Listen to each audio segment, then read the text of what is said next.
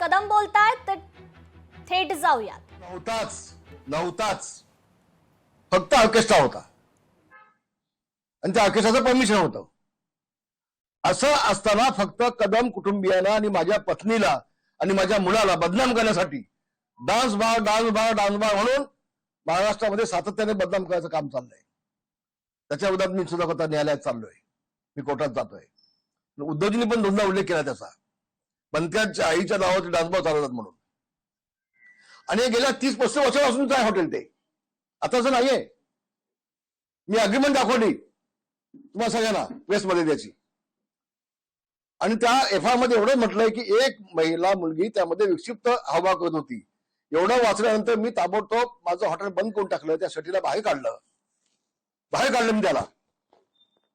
Hotel बंद केलं आणि हॉटेल बंद केल्यानंतर 1.5 महिन्यानंतर हा झोपेचा जागा झाला, त्यांनी विधानसभेत काढलं डान्स बार म्हणून. 1.5 महिन्यानंतर. नैतिकता आमच्याकडे आहे.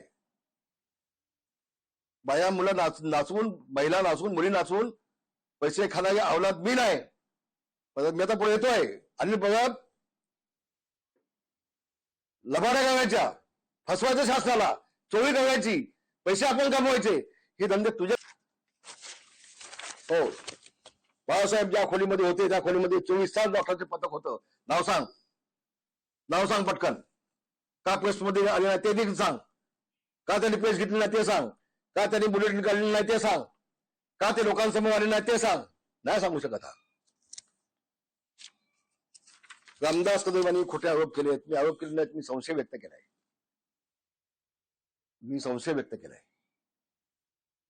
पत्रकार परिषद सुरू आहे. रामदास कदम यांनी अनिल परबांवर टीका केलेली आहे. अनिल परब हे खोटं बोलत असल्याचं रामदास कदम म्हणतायत. रामदास कदम यांनी अनिल परबांवर अनेक आरोप देखील केलेले आहेत. अनिल परब बिल्डरचे पाय चाटतात असं वक्तव्य रामदास कदम यांनी केलंय. तर परबांमुळे 8,000 मराठी माणूस मुंबई बाहेर गेल्याचा आरोप देखील रामदास कदम यांनी लगावलेला आहे.